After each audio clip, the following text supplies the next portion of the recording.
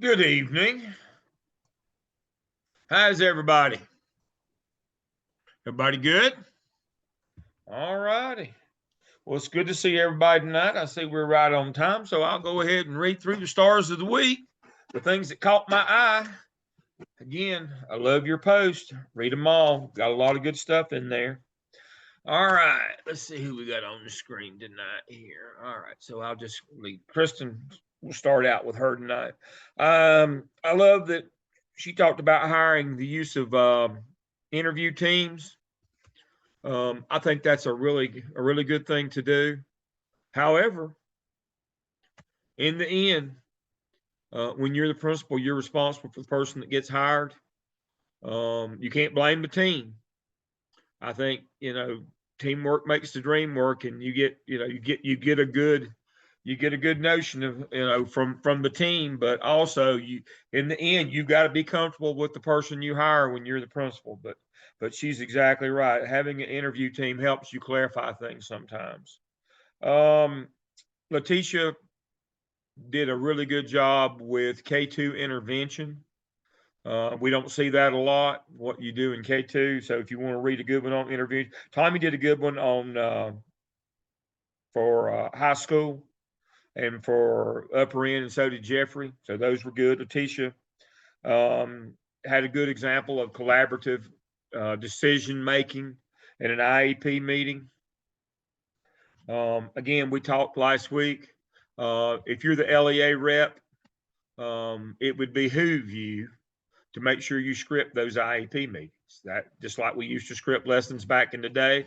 Now, many of you aren't old enough to remember, but I see a couple of you that might be. I won't call you out, but I am. When I first was a principal, I'm so old that we didn't even have to do teacher evaluations. Not in the sense that we do them today. We just did a yearly thing. We didn't go in. The 5 years that I taught the high school, I never had one evaluation. Nobody ever came to my room. But then by the time I became an administrator, principal, worked my way through, we were scripting lessons back then. And you know how to script. It's not like note taking. Scripting is a little more in depth. Because in scripting, you make sure you denote who said what, not just what was said, but who said it. That's important in those IEP meetings. So when you're the LEA rep, now if you're just a teacher or if you're just sitting in on the meeting, but if you're the LEA rep, if you're the person responsible, and you will be when you're an AP, you need to be scripting those meetings. Letitia did a really good job with summarizing the hiring process for her district. I really liked the way it was very simple, laid out. One of the things I liked, what Wanda said, was everybody understands due process has two parts for everything that we do: substantive, procedural. And Wanda made an excellent point.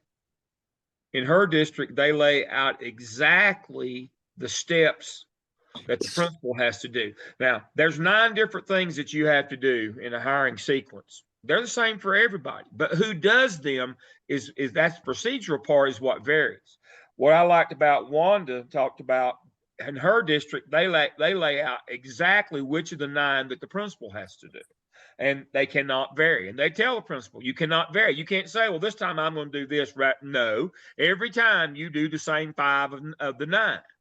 That's your responsibility. You can't vary. And I like also that she said they make them document each of their steps. Recording in progress. I like that too. So that was good. Josh made a good point. He was in last night's group. I really like the point that Josh made about cyberbullying. The whole world is just content and process. For some reason, I can't find it in my heart to like EDCI people. Doctor of Curriculum Instruction. Now, I have some of them as my students. I love them.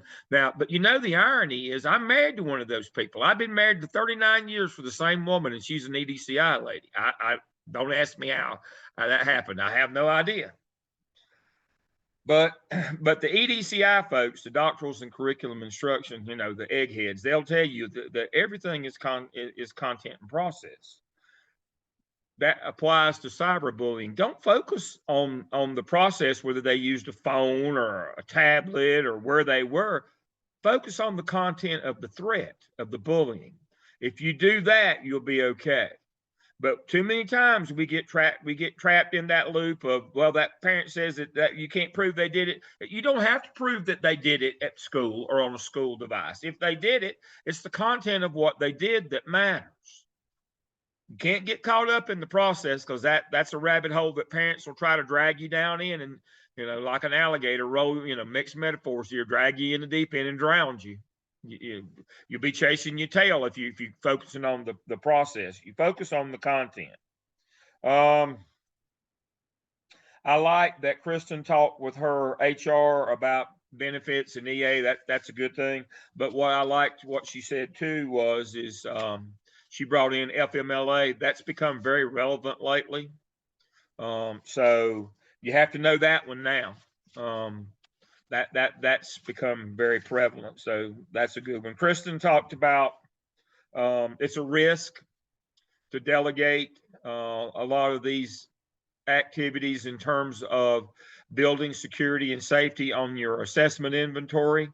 It really is, because just like, what does it say on disciplinary data reporting? It says, doesn't matter who puts it in, you're responsible for it. Same way on assessment of inventories, it says the principal will do those things. If you delegate it to somebody else and they get it wrong, you can't say, well that dang custodian. That's not a custodian level job. It says the principal will do it. It doesn't say the AP. It says the principal will do it. I wouldn't delegate it to anybody else.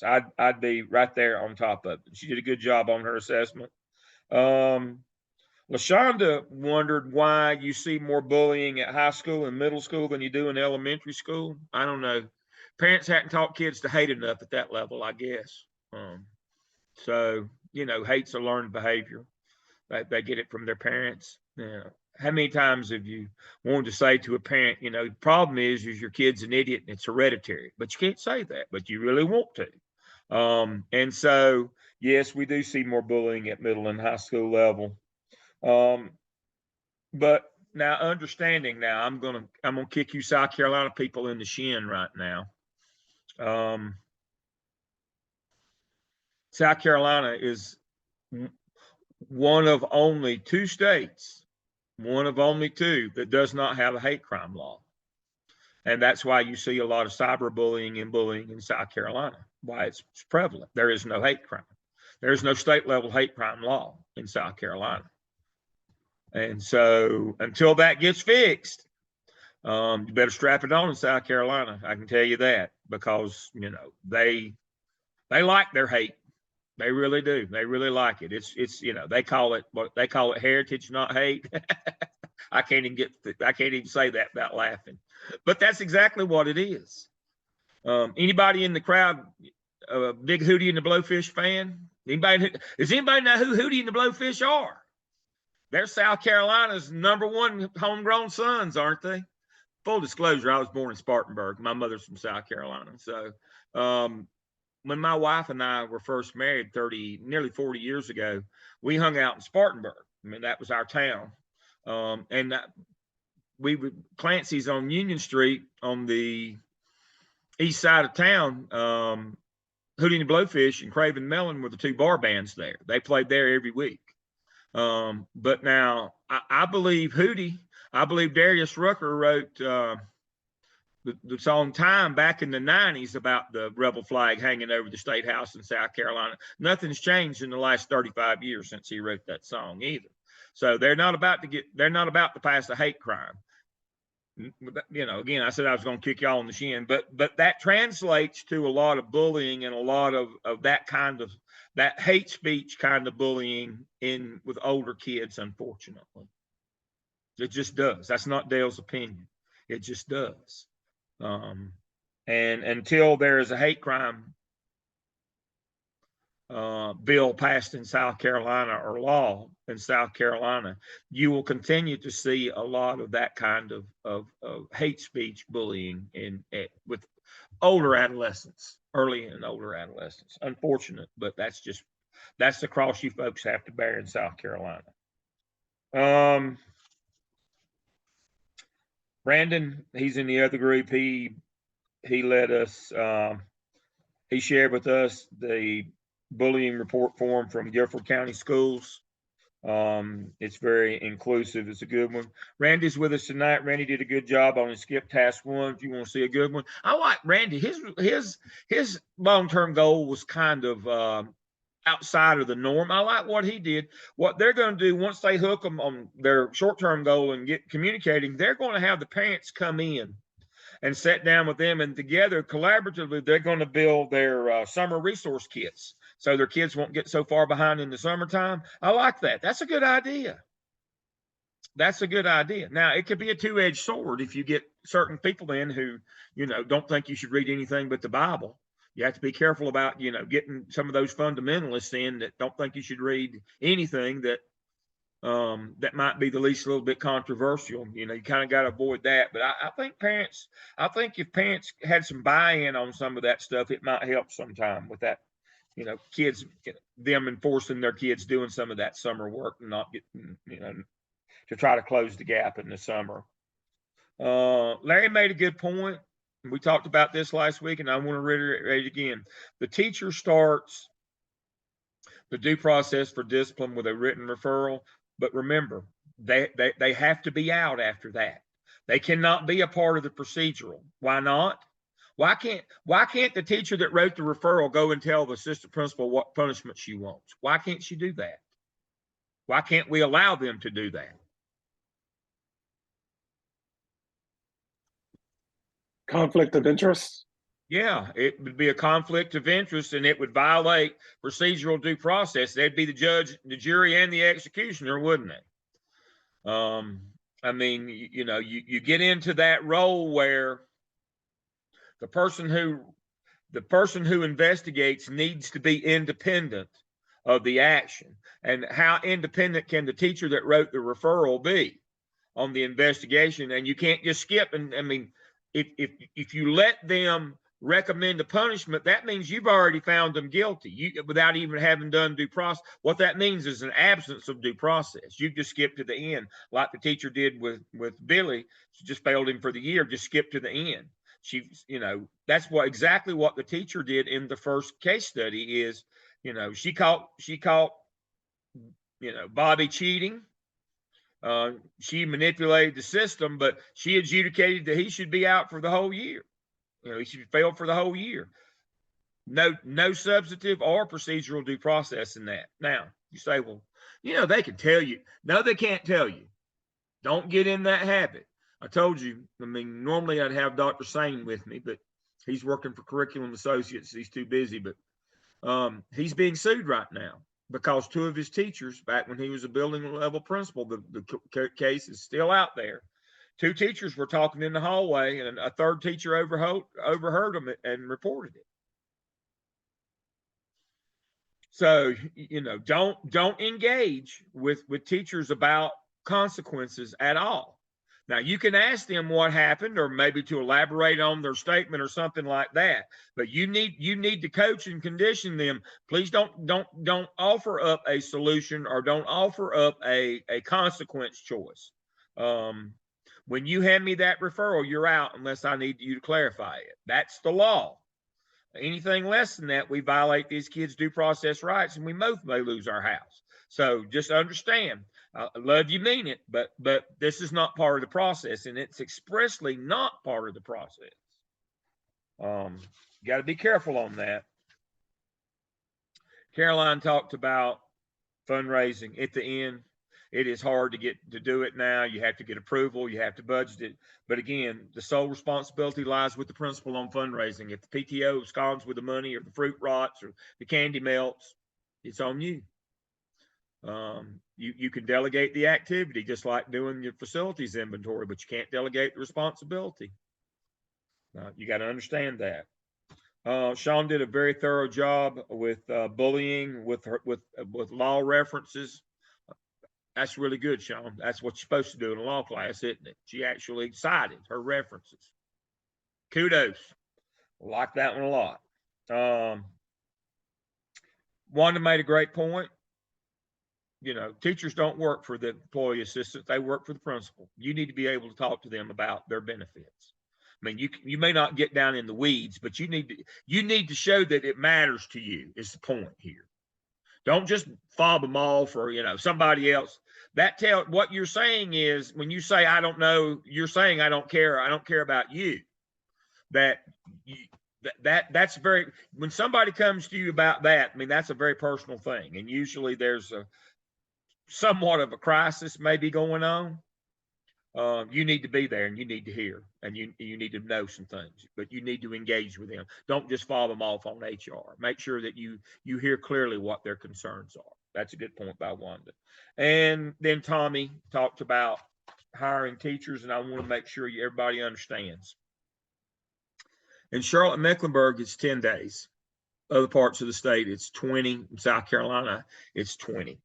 When you hire a teacher, a continuing position, a regular teacher, after the first 20 days, 10 days in Charlotte, Mecklenburg, the law is very clear. Federal law on Equal Employment Opportunity Commission, that person has to reapply for that job with everybody else at the end of the year. That's called an end of year contract. If you're hired after the first 10 days, then your job is end of year. And what that does is, this is what used to happen all the time, especially in rural districts where everybody was related to everybody. Kind of like the Ramones. Everybody was named Ramon in the band the Ramones. Anybody know the band the Ramones from the 70s? If you got that one, didn't matter what their name was, as they became a Ramon, that became their last name. Well, there's a lot of districts that, everybody's related to everybody. So what they would do is they would hold a job till after the 10th day, and then hire, their cousin, and where they didn't have to go through the process. They wouldn't advertise the job till after the 10th day because they knew that their cousin wasn't qualified or maybe wasn't even certified. I was in a small rural district where they hired a school board member's granddaughter, didn't even have a college degree, to be a regular classroom teacher back in the day when you couldn't do that. And so to keep people somewhat honest, and keep them from just waiting 10 days and hiring a bunch of teachers that aren't qualified and not putting them through the process and not giving everybody an equal opportunity at the job. If you hire somebody after the 10th day, at the end of the year, their contract terminates and they go back in the pool and they have to interview and you have to go back through the process again. And that's federal law, Equal Opportunity Employment Commission, EEOC law, to keep you from putting your thumb on the scale and hiring your friends when maybe they aren't even qualified. So that was a good point by Tommy. He brought that up, that you got to understand. You can't just, you can't ignore hiring rules, and you got to understand that if you hire somebody during the year, they're not continuing. You got to go through the process again. So you should know that. All right. Anybody have any questions? I should see some skips start coming in. A few are filtering in. As I said, Randy's came in and looked really good. Everybody seems to be pretty much up to date and caught up. Again, I read all your work. I appreciate it. And so let's get after it. Who's the first team going tonight? Who went last time? I can look it up. Andy, go. My team, Dr. Lamb. Go. went last time. Go. You're burning daylight. We're waiting on you. Hurry up. All right. LaShawn, you want to go ahead and pull up the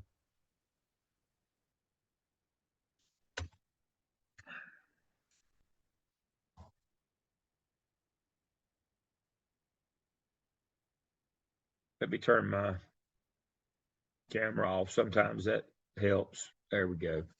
See if it'll load now.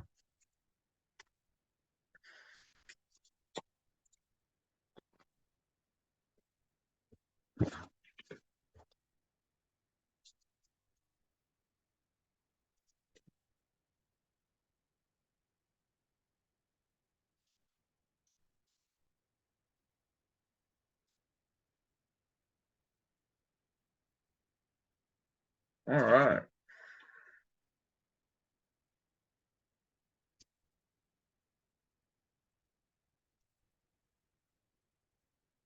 Go back to your first side.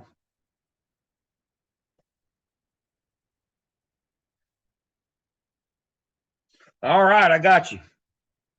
Wide open now.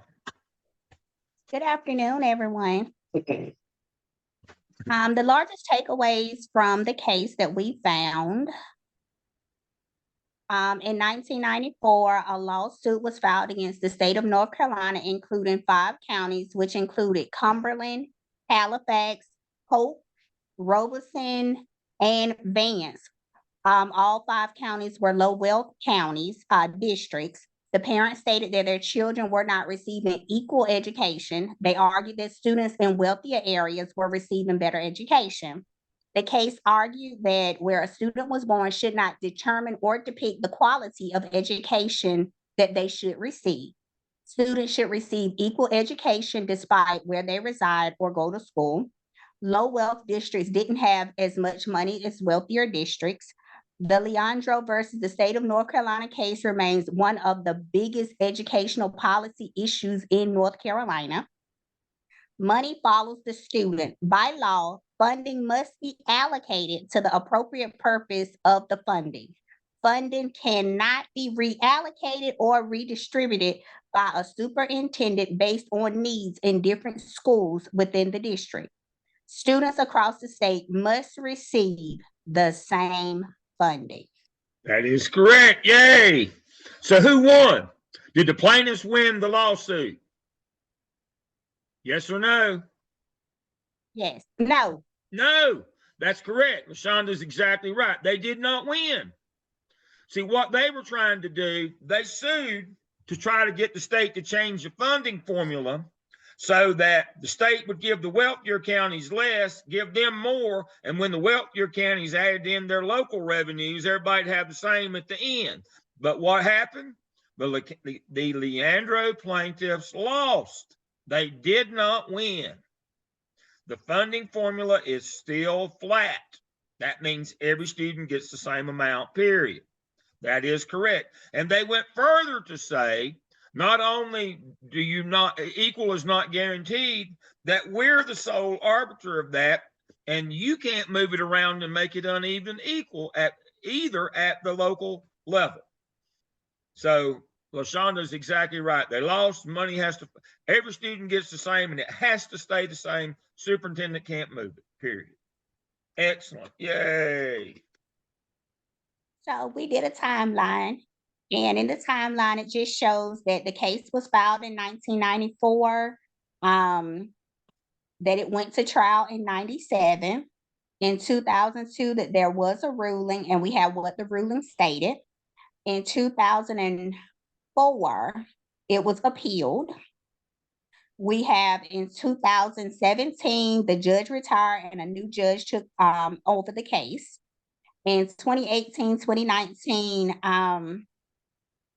the West Ed report titled Sound-Based Basic Education for All, an action plan for North Carolina was submitted to the court in 2019 and released to the public in December 2019. And it included 8 recommendations. In 2020, in January, the Superior Court Judge Lee issued a consent order directing the state of North Carolina and State Board of Education, along with the plaintiffs, to develop a plan designated or designed to satisfy the state board. So, Glenda had a previous engagement, so she has her part right here, and she's going to be speaking. All righty.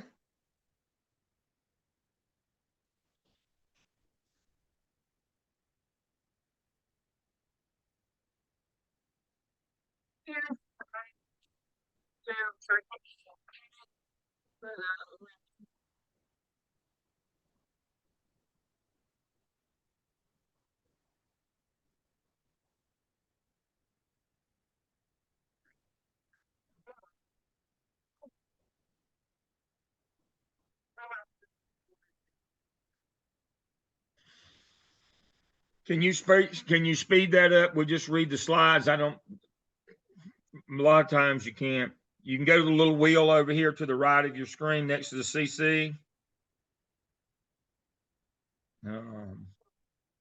And speed it up and go through a So little faster. she's just speaking over the slides. Right, just we can go through them. There we go. All right. So the argument was that the education of a child should not be dependent on the wealth of a family or the community in which they live. North Carolina State Legislature resisted, citing insufficient resources. Plaintiffs argued that according to the North Carolina State Constitution, the state is obligated to provide equal funding, and that these resources could be made available. The North Carolina state budget surplus in 2021 of $4 billion grew to $9 billion in the fall of that year. There were still not funding provisions set forth in the Leandro plan. North Carolina finally agreed to the plan's provisions of the $1.7 billion requested for the first and second year. Only 50% of the requested funds was allocated during the first year and 43% during the second year. Insufficient funds were not the problem. Legislature decided to place surplus into saving reserves rather than address a well-documented immediate need for children and the public school system. In 2002, the NC Supreme Court ruled that NC was in violation of student rights. In 2004, NC appealed. The judge ruled that they were still in violation. And after 2 decades, NC still has not met the constitutional requirements of a sound education for all children.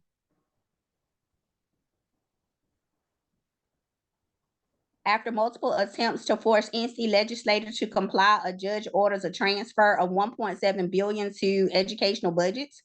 NC Court of Appeals paused the transfer, stating that the judge did not have the authority.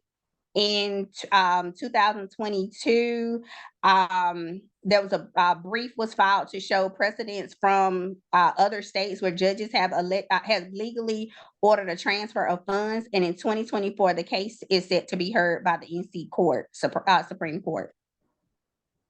After 3 decades of litigation, NC still refuses to fully fund the Leandro plan.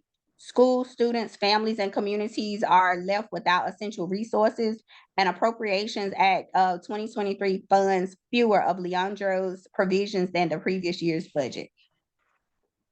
All right, so let me stop you right there before we get to Randy. All right, so what LaShonda is telling you is when the initial ruling came down in 1997, they said, we're not going to change the funding formula, but we're going to give you some more money. We're going to give it to you in the form of an educational lottery. Now, we know only 7% of that money ever comes out the back end of the lottery. They have to pay the winners. They have to pay the company. They have to pay the advertisers, the marketers, that idiot that gets on TV with that sign, tells you when the new lottery ticket scratchers are coming out and all that business. But that's just capital. That goes for pork barrel. Anybody know what pork barrel projects is? That means pet projects of legislators. They give their friends contracts. They build stuff that nobody needs or wants and charge 10 times what it's worth. And so no money has ever come from the lottery that went to hire a teacher or pay for educating a child. Now, there was a border county up along Virginia that got a new cafeteria. That high school had 300 kids, and they couldn't figure out how to do 2 lunch shifts in a master schedule for 300 kids, and they built it and closed the school within a year or 2. I mean, the money's just been wasted. What little bit has come from the lottery is only capital, which is buildings. Can't go to educate children. Now, to LaShonda's point, Judge Lee said they're $1.7 billion behind on what they owe poor kids. Of course, now he's retired, and the new judge is not as voracious about this. But the General Assembly, you should watch the videos, just stood in the well of the General Assembly and said, we're not doing it. You can't make us give them the money.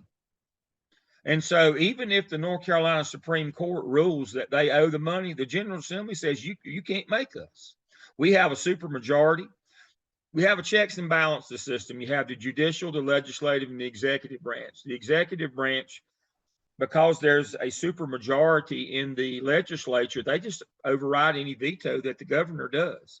And so there is no balance of power in North Carolina. The legislature holds all the power because they have a supermajority, and they've never given a penny of money to educate a child, and they're not going to. The only way that that's ever going to happen is to vote out the scandals that are in there now. They've made it clear that it doesn't matter what the court rules or what a judge says, they're not going to give the money. And so in the end, the only way, and the plaintiffs understood this, and that's why it's very important to understand, the only way that poorer kids were ever going to get more money is if you change the funding formula. District power equalizing or school-based or site-based budgeting was the only way that you were ever going to differentiate money from rich and poor counties. That did not happen, and some 30 years later, we're still, no money has shown up. That's not Dale's opinion. That's fact. That's just the truth of the matter. Now, 7 years ago, there were 38 states that did some sort of school-based or site-based funding, but that number has decreased by 10. There's only 28 now. There's been a hard right turn across the nation since the inauguration of presidential inauguration in 2017, and 10 states red states have gone back to flat grant and funding again and not helping poor kids. Elections have consequences. And so I don't think with the current climate, with the supermajority in the legislature, you're not going to see any movement towards site-based or school-based funding, basically district power equalizing. That's the same in South Carolina. Now, you say, well, Dale, we're not superintendents. This case shows you, even at the highest level in your district, you can't move money around. That's what Leandro says. You can't move money. It can only go as intended. You can't move federal money, you know that. You can't move state money, and you can't move local money. You know what? Now, as I told you last week, the superintendent in Chapel Hill, Carborough, Chapel Hill is white and affluent, Carborough is not, tried to move resources from one to the other, got caught and ended up losing their job, and the CFO got fired and gotten real bad legal trouble over that deal. So you can't move money. Even though it might seem like the right thing to do, and the legislature's not fulfilling their obligations legally, doesn't matter. You cannot take it upon yourself to move one penny out of the line item that it's in. All right, I'm off my soapbox. So just like Dr. Lynn was saying, I mean, he really hit it. If this superintendent was part of North Carolina public schools, he would be following what this chart shows, which is the state funding levels and how specific money is sent to, different counties, different schools. And, just like Dr. Lane was saying, when it comes to the financial aspect, set money goes to set things. And, the superintendent was just given it. He was just given set dollars based on numbers, student needs, and everything like that. And so this chart that is on your screen shows why certain, amounts of money go to certain schools for certain reasons. And therefore, it has to stay like that. And, set in stone, if the superintendent tried to, it's illegal. And, that is what makes this whole case study, not pointless, but illegal. All right, LaShawn, can you hit the next slide? Yeah. I mean, that's the whole point here. The superintendent can't move money. Why would you think as a principal that you could move money? The law is very clear. And even though, while we adjudicate these cases on legal and ethical terms, the ethics of the case seem like it ought to be the thing to do, but it's not the legal thing. Everything everything that's ethical is not always legal, and vice versa. And so that's why you have to apply both standards to every case. Is it legal? Is it ethical? And if not, if it strikes out on either of those, then don't do it. Because it will not end well for you. Well, I'm telling you, in 2020, the superintendent in Chapel Hill Carborough tried to do this very thing, and used discretionary money and entered into a contract with a consulting firm to bring extra teachers in. Got caught, got fired. CFO got fired. And the problem with the CFO is they said, you were supposed to know better. You showed intent. She's got criminal charges against her. So the notion here is whatever the budget they send you from the central office, and they'll have all your, mostly it's in positions. You'll have your sheet with your positions and your monies, all those things. Ever how they send it to you is how you spend it. This is not the time to think outside the box or get creative or try to do something different. Or no, you will spend it exactly like they sent it to you and said for you to spend it. That's the notion. Superintendent can't manipulate it. You can't manipulate what the superintendent sends you. And so focusing, moving from the Leandra versus State of North Carolina to, what we read, the case study, the scenario, just like Dr. Lamb said, may sound like a good idea. Yeah, it may have worked in his schools he's done, but long story short, no matter how you look at it, no matter how you view it, even though you may think it's a good idea, it's illegal, end of story, and move on kind of thing. And so, that's unfortunately how it is. When it comes to being creative, before you even try to think outside the box, like Dr. Lamb said, you got to, double check everything before you do it, because one mistake trying to be creative could terminate you, could terminate a teacher or someone like that. Yeah. Yeah. I mean, there's a reason why they say that the quickest two ways to get fired as a principal is to mess with money or honeys. You mess with the money or get involved in a sexual relationship with somebody that you supervise. Those two are absolutes in our business. You're gone. There's no recovering from those. Either one of those happens, you're out the door, and you just hope that all you lose your house. You may lose your freedom too. I mean, just like I was talking about in Chapel Hill Carborough, there are criminal charges that were filed in that case as well.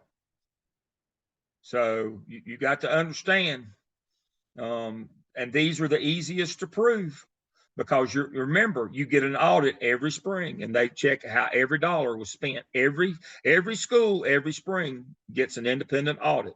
They send an auditor in to go over the books every spring. And there better not be that you spent money on something you weren't supposed to. And you better make sure in your local budget that whatever you said when you filed your budget with the superintendent's office for your local money, that you spend exactly as you said you were going to spend it. Exactly as you said you were going to. All right. So when we were looking at the superintendent's plan together as a team, we examined both sides, both the positives and the negatives that we saw to determine the appropriateness of the plan. And so some of the positives that we noticed is that student-based budgeting allocates dollars to schools based on the number of students enrolled, where the student receives a funding weight based on this need. And this model can allow districts to increase equity, transparency, and flexibility. But the school-based budgeting that the superintendent, in this case, John, is referring to is directed at the number of students enrolled and the specific needs of the schools that he sees, which will be utilized through a formula to determine the funding. The superintendent's plan would increase equity amongst the schools within John's district, and the money in the school-based budget would address local goals according to John in his letter. That's one of the things that he highlights there as a positive. And then we looked at the negatives to the superintendent's plan outlined in the letter, and overall the superintendent's plan presented in the letter is illegal to implement, because legally all students must receive the same amount of funding per the Leandro versus the state of North Carolina case ruling.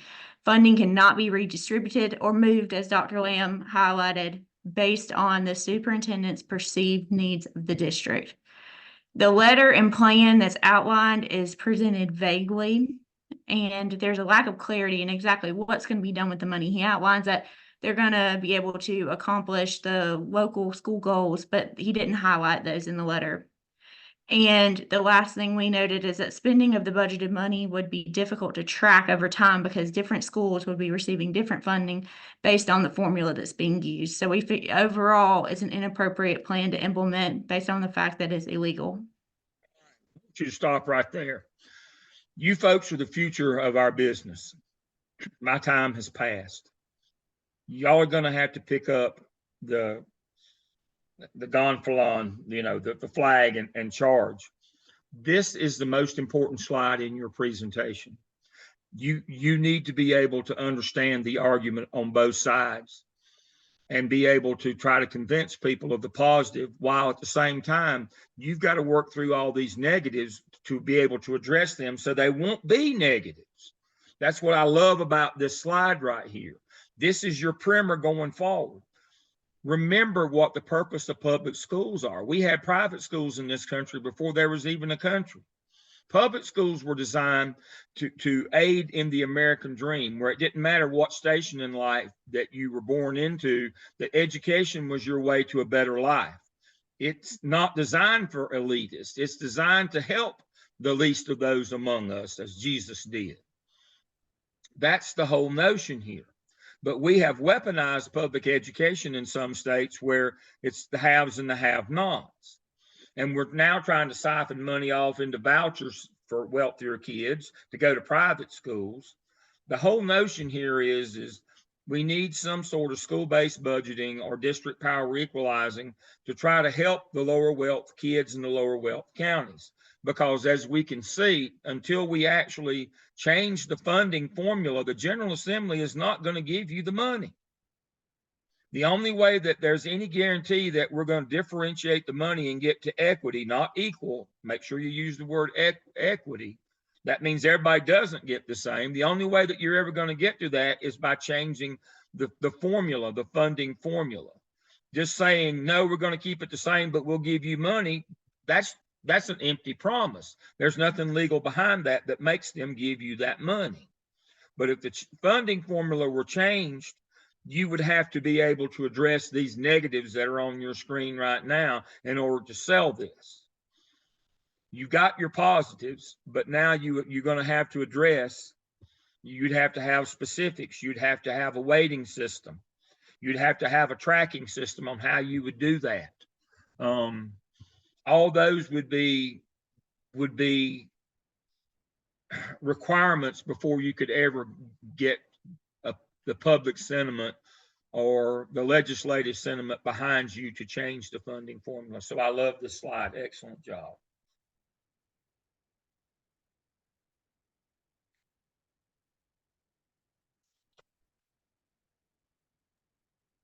When we did the whole design or whatnot, we considered the ethical paradigm as we did before. In considering the ethical paradigm, the superintendent did not follow the ethic of justice in that his idea was ultimately illegal. This also affected the ethic of care, which he did not think as an educational leader that funds would be allocated appropriately to where they should be. Instead, will want to use them for his own wish and vision, for allocating money specifically for individual students in schools. We all came to the agreement that this should never be done, as it contradicts the idea of the end result of the case of Leandro versus the state of North Carolina.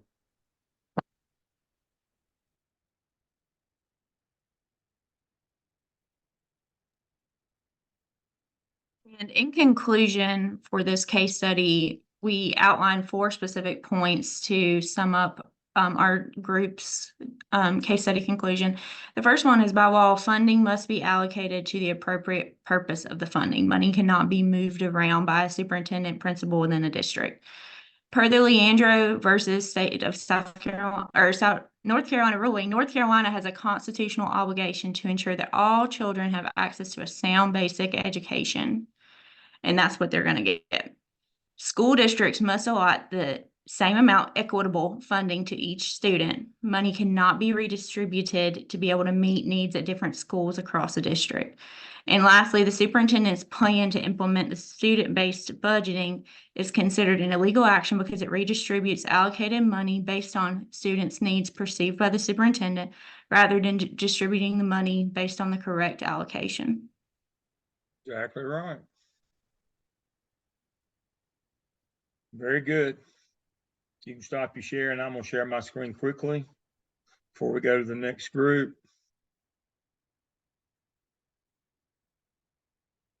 Here are the things that whenever you read a legal brief, when it says held, that's the finding of the case. Unanimous court stated neither schools, districts, nor counties have any constitutional right to equal funding. You say, but Dale, they all get the same at the beginning, but because higher wealth districts can add more money, it's not equal at the end. And that's what the court said. There's no constitutional right for it to be equal at the end. They maintain the system of haves and have-nots. Of equal significance, they said that local school districts, that means the superintendent, and school districts have to actively safeguard and deliver every child. What that means is, even if the state won't differentiate it, you can't differentiate at the district level either. No exceptions, no excuses.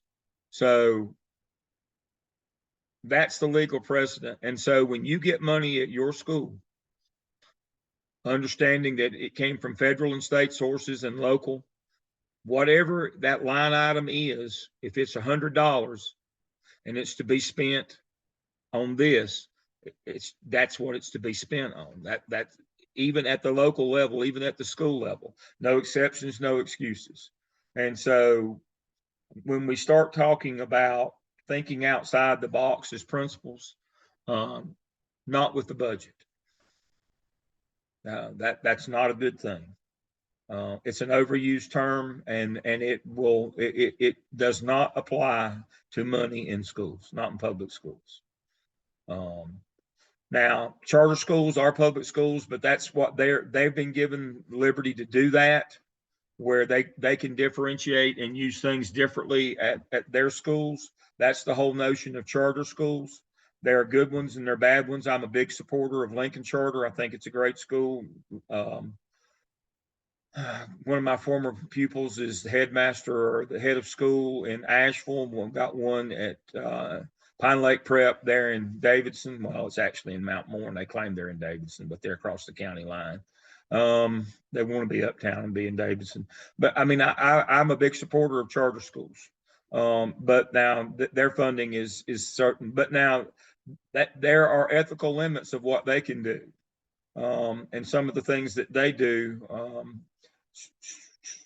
sometimes are a little unethical, and they get caught and get shut down. And so usually what happens when charter schools get shut down is they went too far. They went too far in differentiating the monies. Or they did contracts on the side to themselves to enrich themselves and those kinds of things. So charter schools aren't the wild, wild west either. It's still state money, and you still have to be accountable for it, even in charter schools.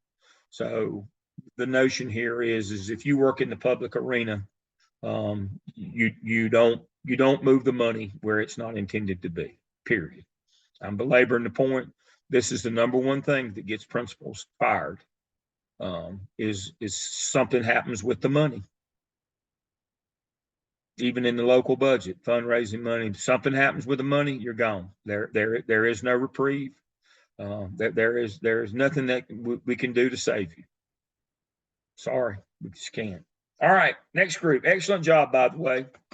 Yay.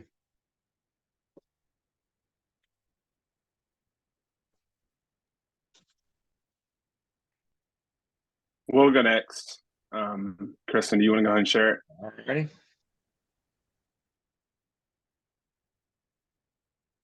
Yeah, hold on. I can do that. Ooh.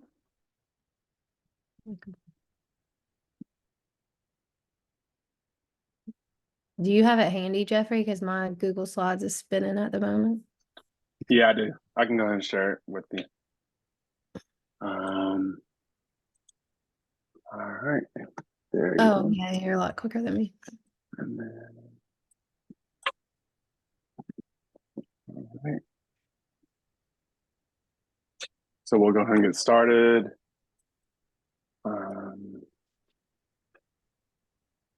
Okay, so we're gonna go ahead and start. The first thing we talked about was the school funding, the resource management for school administrators.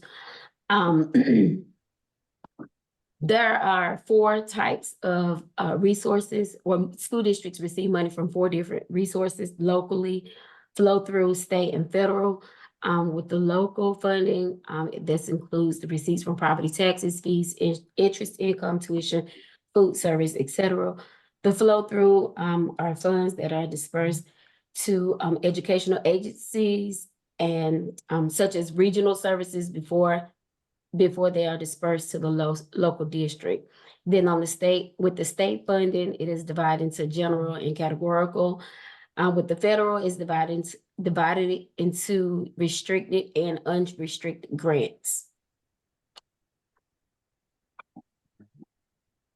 So then And we then get, with, oh, I'm sorry, go ahead, Jeffrey. So then I was just gonna say, then we get into the Leandra versus the North Carolina. so as we read the case study, we referenced back to the Leandra versus the state of North Carolina case, and it was a lawsuit that was filed against North Carolina in 1994 by 5 lower income districts who felt that their students did not receive the same education or funding for education as the wealthier districts within the state.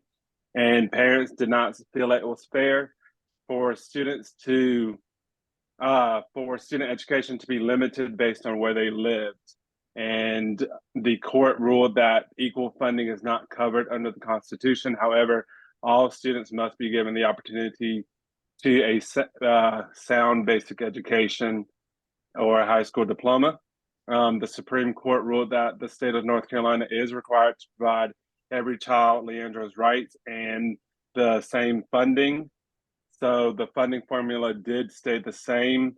Post at the conclusion of the case, they ruled that all students should receive the same funding within the districts by the same formula, and that the funding should not be moved or used at the superintendent's discretion.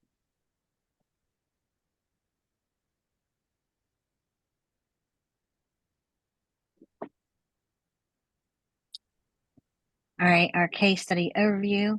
Superintendent is informing the district-wide parents of a budgeting program that was piloted at 4 schools the year before. After input was received from the 4 principals, the district has decided to roll out the program to the entire school district. Students in certain grade levels or at-risk learners will be weighed heavier in the formula of how much money a school gets per student. Parents are being told that the money is following the needs of the student-based budgeting. Parents have the opportunity to be informed throughout the process and have the future opportunity to assist with the process.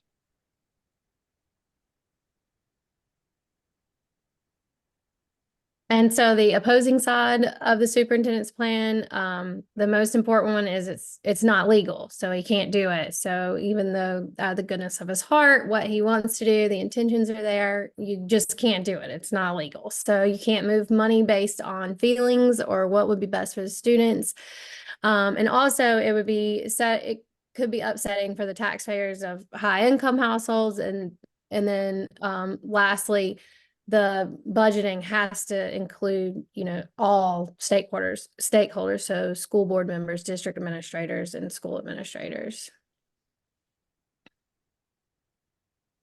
I like that one. I'll come back to that when you get done and I'll tell you a story.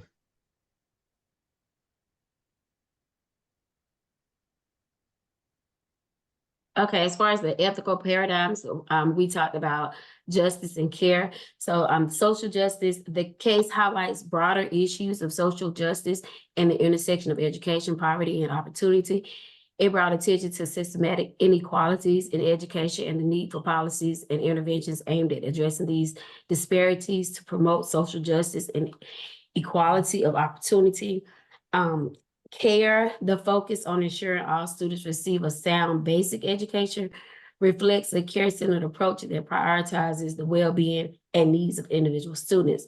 This paradigm emphasizes understanding and addressing diverse backgrounds, experiences, and circumstances of students to provide them with equitable opportunities for learning and growth. And then equity versus equality. The case highlighted the distinction between equity, which focuses on providing resources and opportunities based on individual needs to achieve fair outcomes, and equality, which treats everyone the same regardless of differences in circumstances. The ruling emphasized the importance of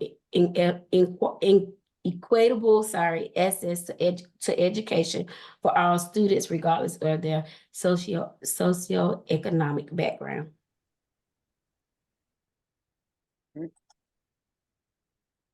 So with the positive side of the superintendent's plan, even though we know it's illegal, he was trying to show transparency and involving the parents, hence the letter, working that this program or his plan would work better with smaller districts, meeting the needs of the students. He trying to get that equity among the schools, his use of pilot groups, trying it out first and saying that, oh, okay, well, it worked with these schools, or here's the research that shows that, and he wanted to do that. But again, at the end of the day, we know it's illegal, even though, you know, he had good intentions. Can't do it.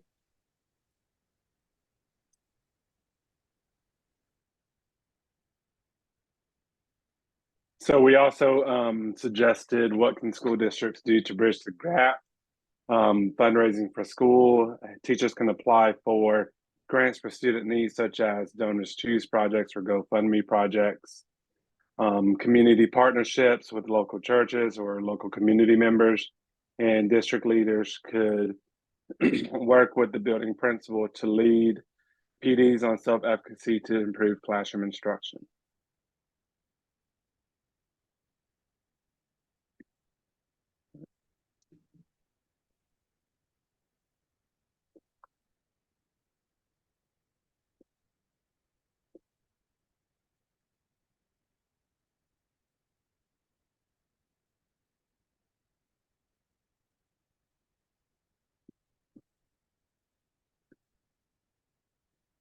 Did you want me to go back to the previous slide, Dr. Lamb?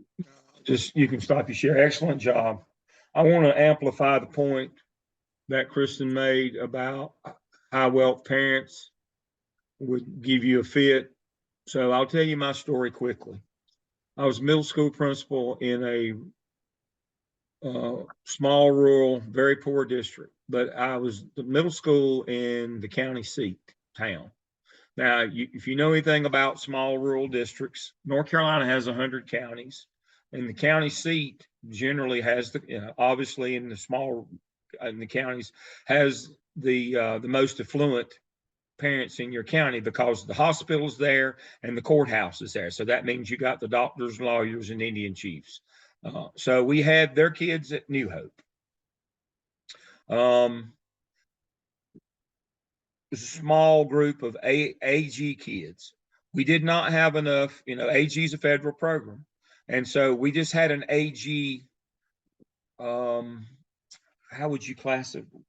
We didn't qualify for an AG teacher. We didn't have enough kids. So we just had a, what do they call it? Enrichment. We just had AG enrichment where they were supposed to get an enrichment 1 hour, was it 1 hour a day or 1 hour a week or whatever. But they had pitched such a fit, the district, and we didn't have 2 nickels to rub together, a pot to pee in or a window to throw it out of. It's the poorest place I ever worked by far. The local came up with the money and hired them a full-time AG teacher for 15 kids. Abby Hogan, I never will forget it. So they were all happy for about a minute.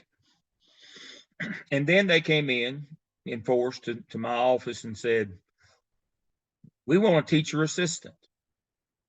What do you mean? You qualify for 1 hour of services a week. We got you a full-time teacher where they get AG instruction all day, every day at local expense. And now you want a teacher assistant? They said, well, yeah, those EC kids over there, they got to, yeah, that's exceptional children. Federal government pays for the teacher and a teacher assistant with those severely and profound handicapped kids. So you're saying that they've got an assistant, but our AG teacher doesn't get an assistant. And I said, that's correct.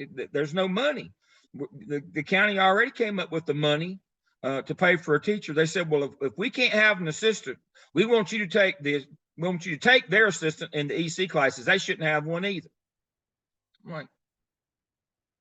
One of the most unreasonable arguments I've ever heard in my life. And they stood there with a straight face and demanded that you take something away from them since our kids can't have it. So don't tell me that wealthy parents won't be unreasonable. That happened to me 37 years ago this year in 1987, and they've gotten less reasonable in the last 37 years, folks. So it's going to take a lot of politicking and a lot of meeting and communicating to get the wealthier parents to even broach the topic of their child might get a little less than somebody else's that needs it more. They don't care. They didn't get to be wealthy by being generous or egalitarian. So you're going to have a tough row to hoe convincing parents that we ought to differentiate the money, do equity and not do equal. But now that absolutely happened to me. Parents wanted me to take the teacher assistant out of severe and profound classroom kids that couldn't even function, take their teacher assistant since our AG teacher doesn't have one. And oh, by the way, you didn't qualify but for 1 hour a week and you got 6 hours a day. That local expense in a district that could not afford it, but did it anyway. So you will not appease them by giving them something. Nothing you will do will appease them. It's going to be a tough road. It's going to be a tough sell. I'll just tell you that right now. It's going to be it might be the right thing to do, but it's going to be a tough sell. But that's your task for the next 30 years is to get this done. Do the right thing for kids. All right, next group. Excellent. Dr. Lamb, I do have a question for you about that. With North Carolina, I guess there is funding for AIG, right? How does that play into part? AIG is a federal program. Money comes from AIG comes from the federal government, comes through the county, but no, most counties don't put any money with it. You can add local money to it, but it'd have to be in the budget. The county commissioners would have to budget it when the school board sent them their budget. They can, most of them don't. They only spend whatever comes from the federal government. AIG is under the auspices of Exceptional Children, federal. Rarely do I see local put any money with it. Because again, I mean, those kids have all the advantages already. We're trying to cover the other end, which we should be doing.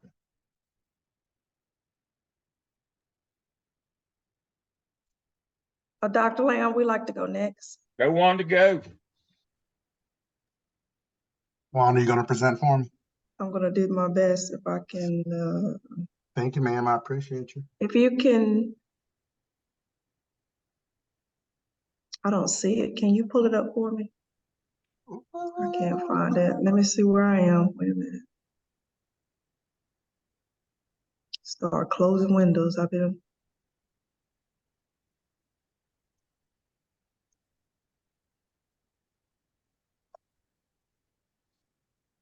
There we go. I got it. You're a rock star as usual. Trying to find it. There we go. Okay. Y'all see it? Mm-hmm. Yes. Good evening, everybody. I'm Tommy Lamb. My teammates, Wanda and Megan. We're gonna, if you got a next slide. Okay, can you see it? If you present it. Is that it? Yeah.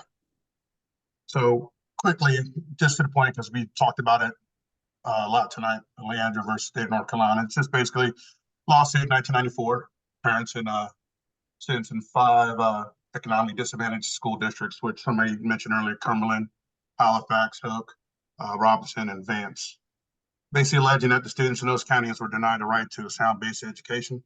But the why money for schools come from business and property tax. These districts argued that they didn't have the ability to get more money, and they wanted to regulate how much money was given to each district and do away with the flat rate per student rate. Exactly. Exactly. So yeah, the biggest thing to take out of this, because I mean everybody said a lot this evening, was that it remains one of the biggest education policy issues in North Carolina as still. It's more of a seems like a political arena more than an educational arena right now. It is. And the biggest thing, it highlights the legislators' resistance to supporting North Carolina's neediest students. It's one of the biggest things that we took as a team as we started talking about this, and when it also leads to the superintendent's plan, which I believe Megan's going to highlight for us. So the student-based budgeting was going to allocate dollars directly to schools based on the number of students enrolled. And it was allocated on a per student basis. So it's taking into account factors such as like grade level, special needs, and other individual characteristics. And the money would follow the students, allowing for those in control to be held accountable for resources. That was the overall plan. And the next slide, Wanda, is talking about some pros and cons with the plan. The pros is that the school can now have greater confidence that the money's following the students, and that matching funds to specific needs of students provides greater flexibility in resources. Some cons is that it's in violation of state law, and a lot of things that the other groups have said, but something that we talked about was that schools may struggle to maintain stable staffing levels. So if you're taking money from a wealthier district and putting it into a poorer district, you would have to have staff probably go with them. And I don't think many staff members would want to change their position. And schools with lower enrollment or serving students receive less funding. So that was the cons of the situation. Okay.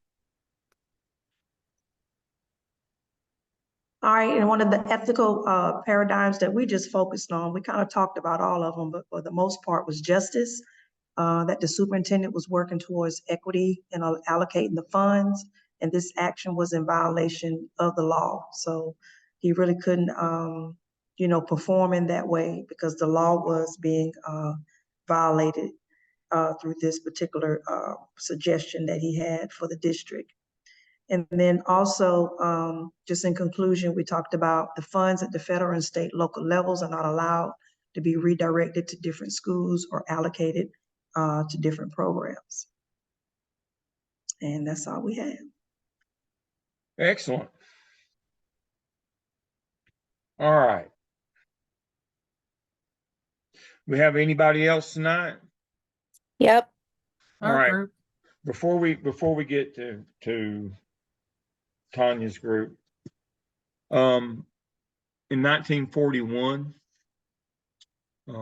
there's a fellow that was born in Gaffney, South Carolina, but grew up in Bowling Springs and went to what was Bowling Springs High School, what became Gardner-Webb University.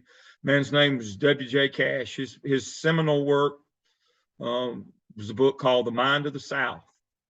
The Understanding, this book was published in 1941, over 80 years ago, and it detailed much of the sentiment that we see today, where we rile up the base of poor white people to keep poor black people down, and not understanding when poor white people do that and vote for these scoundrels, they keep themselves down. But that's what's going on here. What I wanted to amplify was Tommy's point about this is no longer an educational issue. This is a tribal, my tribe political issue now. But the party in power depends on poor white people being so racist that they won't see that they're voting against their own better interests for their own children. But Cash detailed that in a book over 80 years ago. He's buried in the cemetery there in Bowling Springs, by the way, at the college. But if you want to do a little light reading, I said that tongue in cheek, you should read The Mind of the South. But it's never more relevant than it is right now. Just like Tommy was pointing out, this is no longer an educational issue. This is a political issue. And we get people scared that somebody's going to replace us, replacement theory. We're going to replace white people. People, look like me, old white men, going to replace us with people of color. They're coming over the wall in droves by the millions. No, they're not. Immigration's been net zero for the last 20 years. They're taking our job. Any of y'all want to hang sheetrock or do shingles on top of a roof? They ain't taking my job. I can tell you that, because I'm not wanting to do that work. Nobody, but here's the litmus test. In 2017 and 18, both House and the Senate, the presidency and the Supreme Court was all the same party for 2 years. Unfettered, free, clear road for immigration reform. You didn't hear a peep about immigration those 2 years. But now we've cranked it back up during election season. All the Republicans screaming and yelling, they're coming across the border, got to stop immigration, build the wall, all that again. That's geared for a certain segment, the poor white voter, to vote against their own interests. But they had 2 years. They could have done anything they wanted to do nationally with immigration policy and not a peep. Didn't even talk about it. So the irony is the very people screaming about immigration now are the very people that know they're never going to do anything about it, just like they vetoed the last bill that they agreed to. And then when it came time to vote, they rejected it because they know they want cheap labor for their businesses. And nobody is taking anybody's job. If you want to hang sheetrock, get after it. If you want to do shingles in the summertime, go. There's plenty of work out there but people aren't willing to do it. Nobody's job's getting taken. But this is no longer a funding issue. This is now a political issue, and trying to get people to vote against their own self-interest by scaring them to death. Old people like me, I'll tell you right now, my phone rings off the hook every day. Old people are targeted in this country. They are. They are. We got some of that stuff stopped, and then just as soon as the last administration got in, we started allowing the 900 lines, the psychics, the fly-by-night diploma mill colleges. They all made a big comeback, understanding that old people save their money, which does not help the economy. The young people that steal it, that hoodoo old people, they spend it immediately. They can't report it as income, and it stimulates the economy. And so we have several businesses in this country that their entire business plan is to scam old people out of their money. And we have a political party in this country. Their whole political agenda is to scam old white people into being scared to death that they're going to be replaced and overtaken to get them to vote against their own self-interest. It's amazing. So this is not going to be an easy sell, equity. It's not going to be an easy sell because it's so ingrained in some people that you're trying to take something away from me. You're trying to replace me. Their own bigoted and racist views won't let them see that it's just like kids. My metaphor is this. You know why parents don't ground their kids? Because they'd have to stay at home with them. And so if your idea is to keep, as the poor white voter is to keep black voters down, then you have to stay down with them, just like the parents that have to stay home with their kids that are grounded. I don't know why you can't understand that if you're keeping them down, you're keeping yourself down too, because at the end, for the politicians, the only color that matters is green, money. And so you're in the same boat. I don't understand why people vote against their own self-interest, but they do all the time. All right, I'm off my soapbox. I'll go ahead and get my screen shared.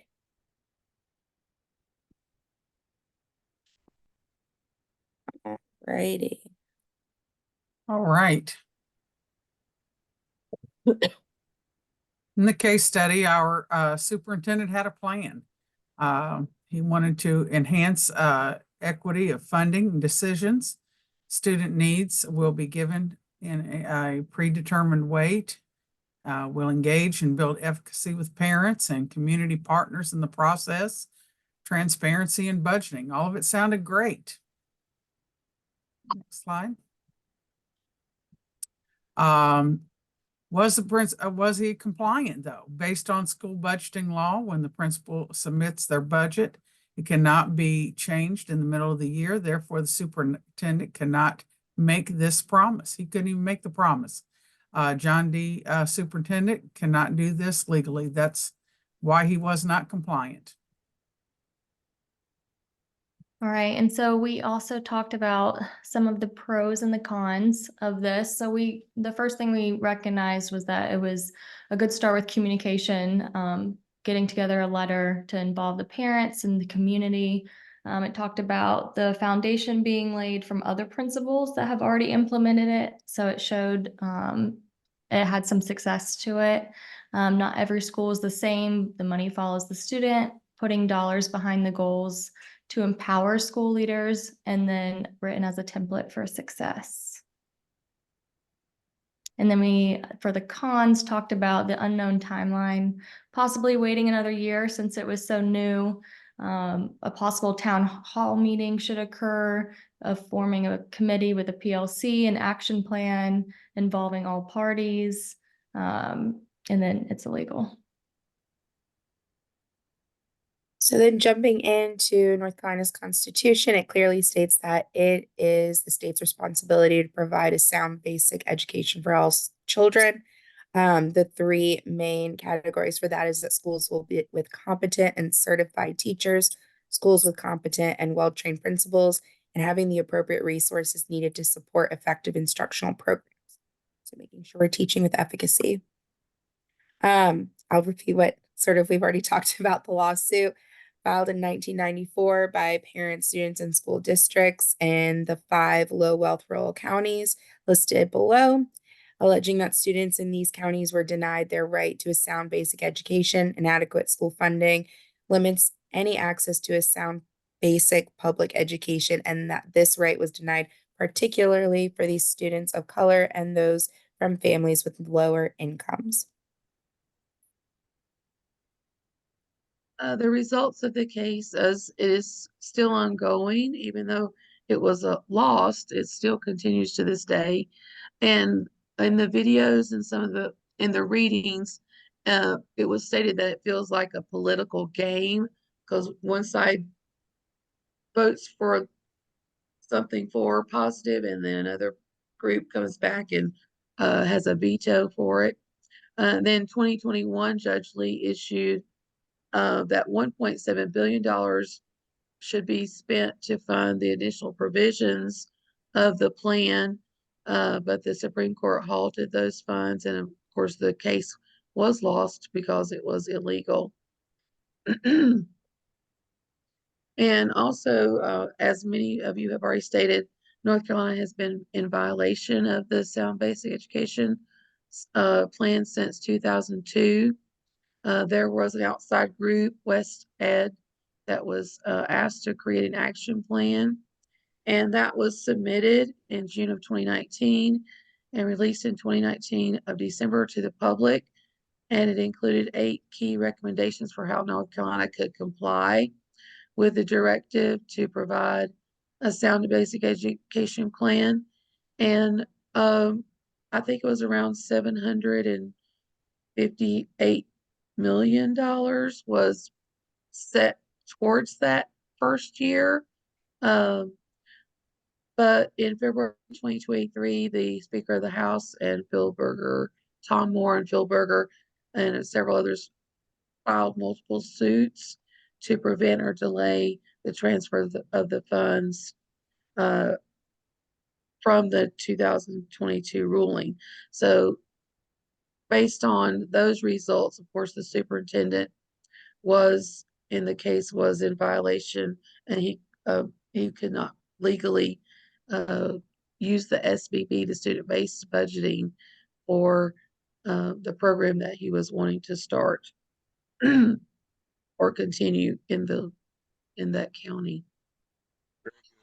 So I'm going to talk about, to finish up tonight, and I'm keeping an eye on our time. We'll be done here in just a minute. You can stop your share. I want to talk about sound basic education. So at the time of the Leandro ruling, and the case was filed in 1994, full disclosure, I was on the legal team out of the Institute of Government, for the plaintiffs on that team. I did my doctorate at Chapel Hill. Was done, but I was still working with them a good bit. But anyway, so they said, we're not going to change the formula, but we're going to, and under the basis of every child gets a sound basic education. We give enough money for that. And if you moved it, then we couldn't guarantee that everybody got a sound basic education. We couldn't guarantee that Mecklenburg was going to add the extra 4,000 that they're adding now. So we took money from them. That means that we can't be sure that everybody would get it. Well, two things, and we'll do the lottery, which will help the lower wealth districts pay for some of their capital needs, but it's going to be pork barrel. We get to decide what they do, which it never came to fruition. It doesn't help at all. And so it's just a regressive tax on poor people. That's all lotteries are. And so that didn't pan out to help the low wealth districts. And their own words were turned against them subsequently, about 12 years, actually, that was decided 5 years later, when the governor said, we don't think, the low wealth district said, we don't think we're getting that sound basic education. That 7,000 that you're giving us that you say is enough is not enough. And that's when West Ed came in and they started. So the notion here is when low wealth districts say we're owed this money, what they're saying is, you said clearly in Leandro that you couldn't give us more money because everybody got a sound basic education. We're now arguing that we're not getting that you're not giving us enough for that. And West Ed, the independent group, came in and says that's why, these billions of dollars that are owed the low wealth. So the notion here is that money's not, they're saying, that the General Assembly is saying, you're not legally entitled to that. That's just some group that came in and said that. We believe you're getting enough. And that's their argument when they stand in the floor of the North Carolina legislature and do every legal trick known to man to keep from having to cough up. They've not spent $1 of that $3 billion that they owe. And they just keep, changing judges until they get one that will, and they changed the state Supreme Court to get a favorable ruling out of them. And so the notion here is you can't move the money. Even if it's not enough money, it's a political football, as Tommy said. They're blocking any money going to these low wealth people. They're basically playing to their base. And the problem is, there's not enough rich people to be their base. There's the bulk of that is poor white people as well, who are going along with this, understanding that their kids are getting less as well. They don't seem to understand that every time you try to keep this group down, you're keeping yourself down with them. You're the parent that's having to stay home with the kid that's grounded. I don't know why they don't understand that they're punishing themselves, but they certainly don't.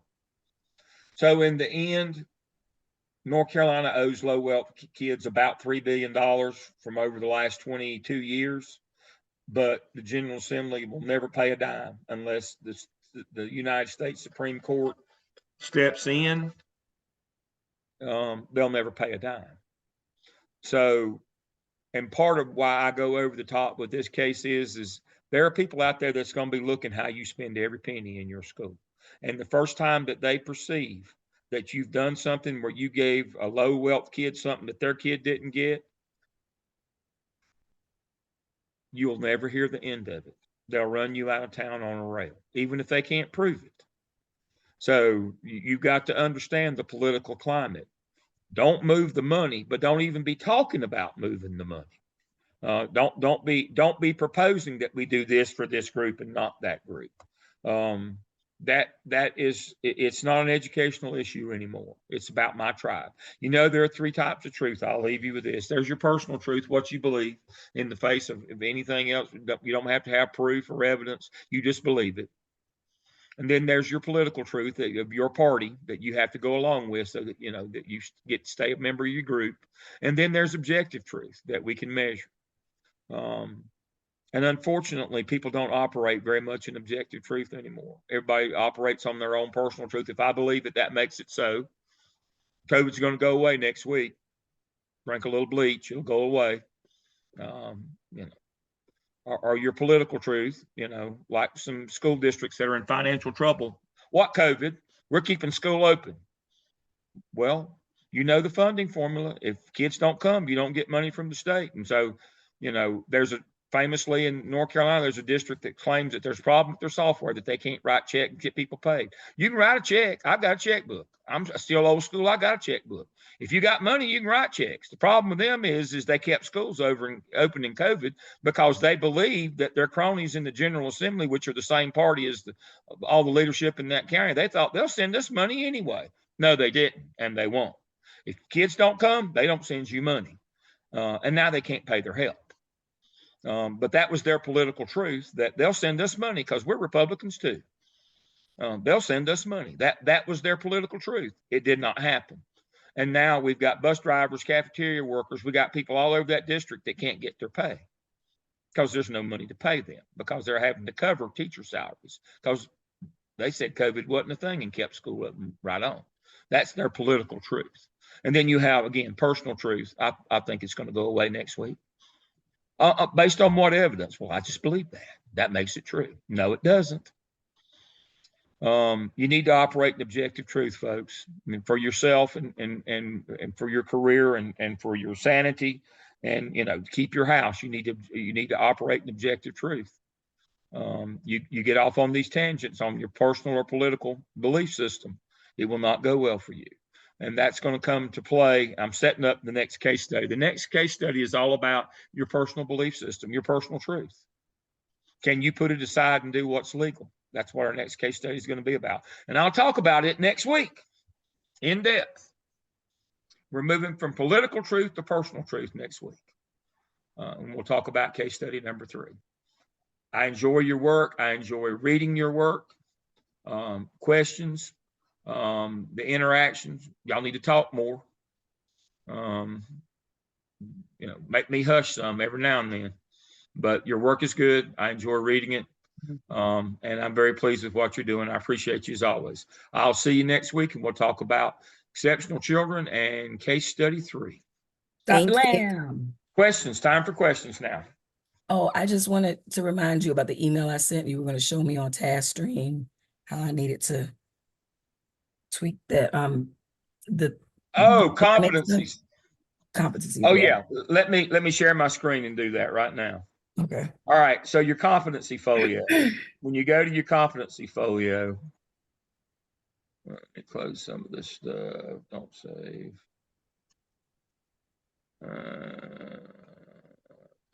Get out of that. I got a full day. All right. So when you go to your competency folio, remember, you don't go to your DRF. You go to folios and web pages up here at the top left. Mm-hmm. And so here's mine from this semester right here. All right. Yours is from last semester. You only bill one. All right. Notice that when you click on communication, well, I've actually taken that out. But normally it tells you right here what goes there. Well, you see, there isn't one from this semester because we don't do the CAP or the SOP, but you can add an open-ended one from your clinical experience, like if for personal values and ethics, if you led a session on personal responsibility or conflict management for kids in a building or for staff members, and you've got a picture of you doing that, you'd simply upload it. And Okay, you'd say, so this is me leading it. So you just hit the attachment, but don't use text and image. Try to use the attachment button. because if your picture or image is too big, it won't load it, but it'll load it through attachments. And so remember, we're not putting competency analysis in here. We're putting artifacts in here. So you're writing competency analysis in task 4 of the OMA and task 4 of the skip this semester for all 21. That doesn't mean that what you wrote will have an artifact with it. Artifacts are separate. They are things. They're pictures, they're agendas, they're minutes, those kinds of things. And simply, so if you want to do an open-ended one of, you know, where you're showing your personal values, I'm going to upload a picture of my personal values right now. I'm going to do that for you. So I click on the attachment button, upload from computer, add files. I'm going to go to my pictures.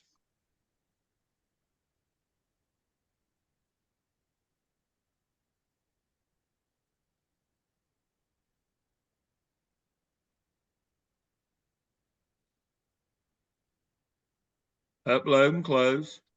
And you see the little arrow going across here. And so there it is. And now I can go back and add text to that if I want to. Save and return. Describing what it is. And describing what it is. And so what I would do then is I would go to text and image, and I would replace this with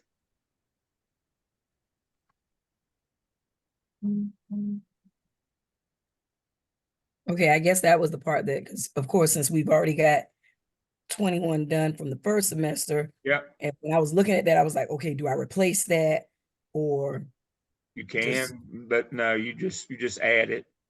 Okay. All right. So the text, another attachment, the text says, this is me and Razan, and here's my picture. And why does this show my personal values and ethics? I'll let you decide. Razan's Muslim. I'm Baptist. I don't care. I love her anyway. That's my personal ethic right there. She's the finest person I've ever met in my life. That's me and her at graduation. She was my doctoral student. She's Jordanian. She's Muslim. I don't care. Her faith's stronger than mine. And I'm a Baptist. I'm an old school Baptist. There ain't many people. I've got a Bible on me now. And her faith's stronger than mine. You think I'm kidding? Very disciplined. Muslim faith is she's the most faithful person I know. I told you, I got a Bible on me at all times. I've got a Bible on me, and I can't even hold a candle to her faith. I've had this Bible. This is my daily Bible. I've had this Bible right here. It says so right here on the page. I've had this Bible since February 13th, 1966. I've carried this Bible. And my faith don't even compare to hers. That's my personal ethic. That's an artifact, folks. That's an artifact right there. That's what we're talking about. That's an exemplar of personal ethics and values, that I value people of faith. I don't care what it is.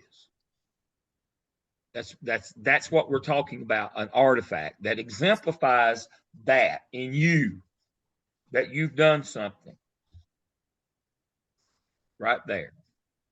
Was I ashamed to hug her out in public? Absolutely not. Was I ashamed? I was the proudest man in the building. I could have been prouder if she's my daughter.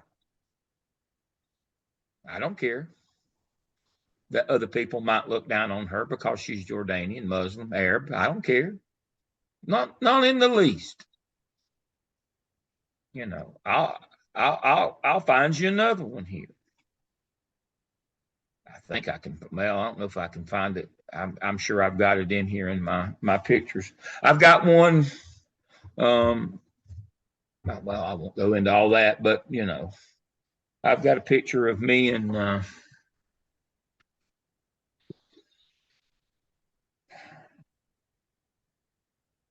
again, this gives you an opportunity I mean, I sound like I'm being boastful, but no, this gives us an opportunity and gives you an opportunity for a prospective employer not only to see the work that you've done, but what you value, the kind of person that you are that they're hiring. That's me and Vera. That's me and Vera. Vera's my doctoral student. Vera's Hispanic. Don't care. Does not. You know, I've got a picture of me and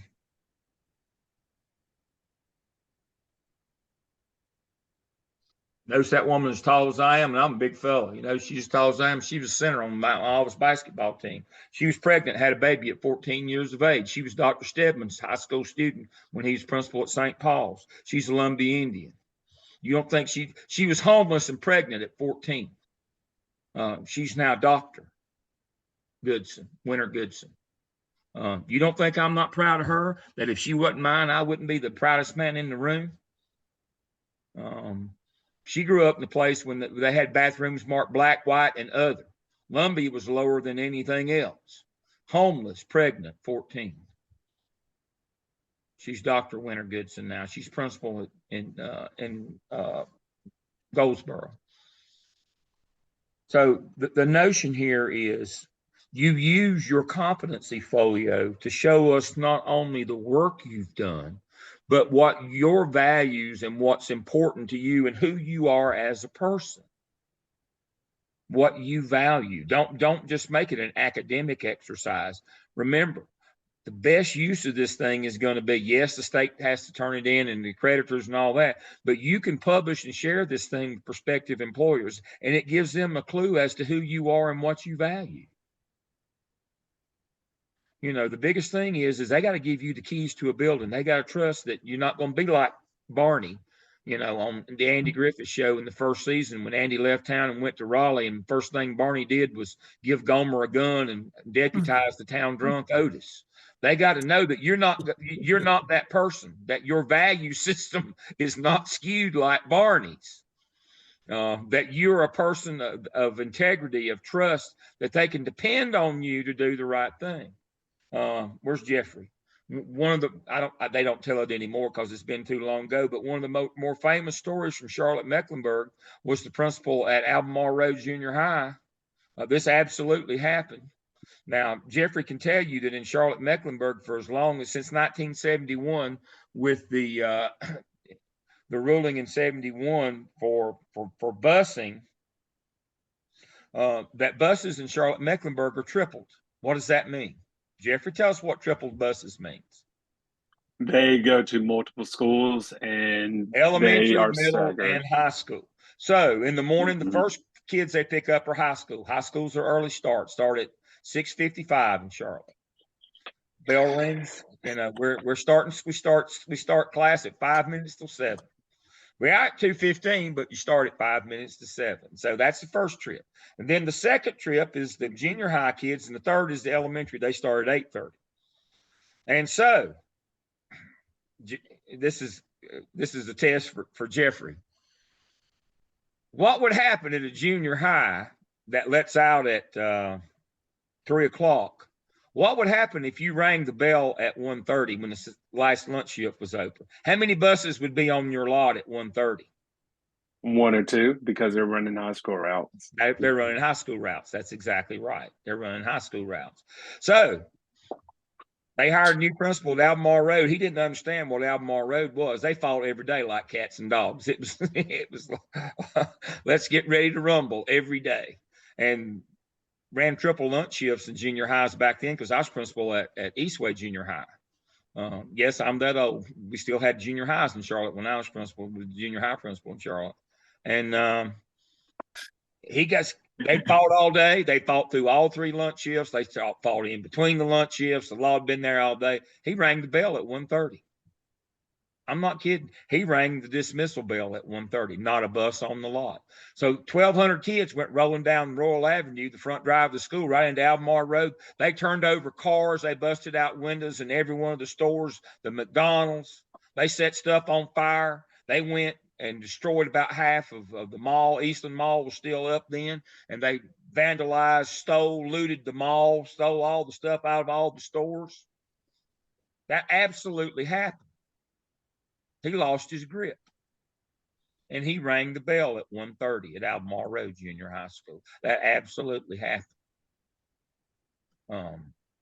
And it was like a wave. 1,200 kids went down the front, went down the front of the school between the ages of 13 and 20. We had about as many 18, 19, 20-year-olds in junior highs as the high school did back then, because they couldn't pass English plus 5 more to get out of the junior high. And it looked like a riot. It was a riot. That's, he lost his grip. Well, come to find out, he'd had a history of mental illness. Why in the world would you put somebody who had a history of mental illness at Albemarle Road? Those are the kinds of things that we do deeper dive background checks on that.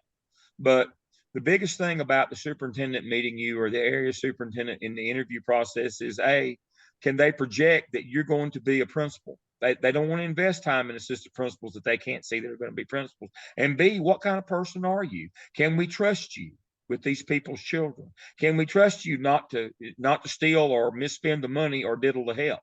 Can we trust you to do the right thing? Your competency folio gives you the opportunity to share some of that without being preachy like I am in a law class. It gives you an opportunity to show who you are and what you value and what your personal testimony is without getting over on the religious side. Now, don't hold your Bible up in your competency folio. Remember, public schools are are secular. You can't do that, but you can at Garden West. And so when you're in the doctoral program with me and we have weekend classes, and we do, on Sunday morning, I'm going to wear I'm going to have my suit on, and we're going to have church on Sunday morning from 9 to 9:30. Every Sunday morning that we have class, we have church. That's how it goes at Gardner Webb, the doctoral program. We have devotional, 30 minutes on Sunday morning. Well, we eat good. I bring a lot of good food, biscuits, pastries, coffee, but we have church. Because that's who we are. That's our value system. Now, you can't, you shouldn't bring that to public school, but you can still show what you believe in and what you value. You can still do that. You can express who you are through your competency folio. I say that to say this: don't make it. Oh God, I don't know. Can you say don't make it look like a junior high girl's diary? Don't put flowers and hearts on it and stuff like that and puppy dogs. I get some that do some of that, and I have to tell them, you might want to tone some of that stuff down a little bit, make it look a little more professional and adult. So just because you can doesn't mean you should. So make it look professional, but it should truly represent who you are as a professional. That's the notion of it. And it should be artifacts. And remember, you can go into our class shell. Let me share my screen. If you don't remember where your artifacts are or what they are, let me go here and close that, and we'll go back to our class shell. Competency folio resources right here.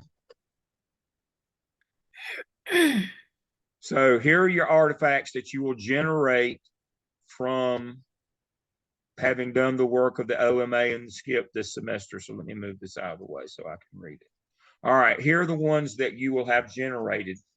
SACS report, NC report, school improvement plan, teacher working condition survey, that you use those, you can screenshot those. Here are all the things that you use that are artifacts that you can upload those for those. Now, open-ended is really, and here's the ones for the SCIP.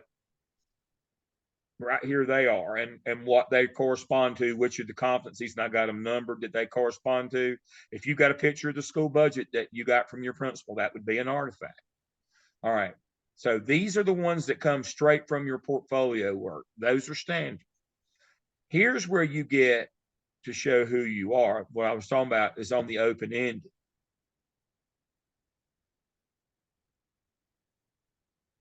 If you did any of these kinds of things, right here, that shows you out there working, shows you with kids, shows you with parents, shows you with students, You know, these things right here, if you addressed a large or small group of adults, if you conducted a parent meeting, a teacher applicant interview, a planning session with teachers, running the PLC, dealing with a discipline, attending a student assistance team meeting where you're, trying to help a kid, attending an IEP meeting. If you got a picture of you in one of those, or your name on the on the attendance sheet, these things, this open-ended, and the reason why I have one of these for each of the 21 competencies, this is where you get to show your personality, what you value, and who you are. That's the open-ended part. That's the whole notion of them. So choose wisely. Now, you don't just have to have 3. You can have 6. You can have 8. You can have 10. You got to have 3. But focus on make sure you've got an open-ended one for each one of those that you're proud to say, I did that. That's me. That's what's important to me. That's what I've been involved in. I've done this work, and this is what I value. Yeah. Is there a certain date that you would like us to submit?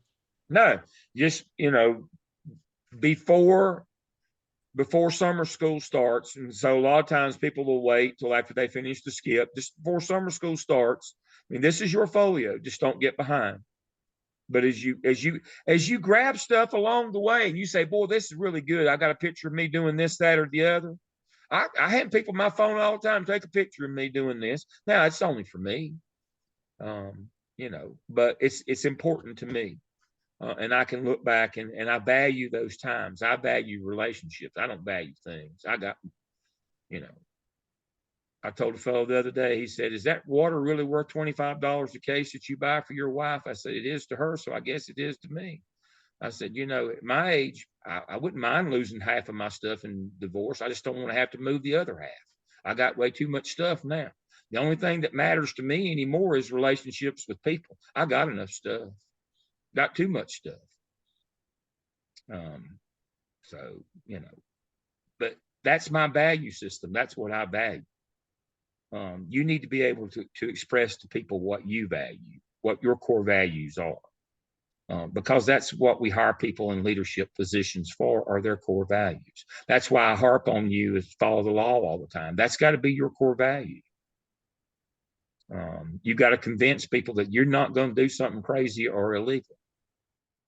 Or if they're not convinced of that, they'll never give you the keys. You'll never get to carry the big ring of keys, you and the custodian, and be principal, if they can't trust that you're going to do the right thing and the legal thing. That's what they're looking for. They'll tell you what to do. They'll teach you. You can learn on the job, but that's why I said your strengths are always dispositional. I'm honest. I'm hardworking. I'm forthright. I'm faithful. My weaknesses are your weaknesses are always experience based. I can learn that. I can get better at that. But you can't learn ethics. You can't learn to be legal. You either are or you aren't. You can't learn to be a quality person, a person of faith. And that's what you've got to express to these people in order to get a job. We'll talk about that on the interviewing night, but that's really what you want to do, is use this competency folio as a work folio. That's what it's called that for.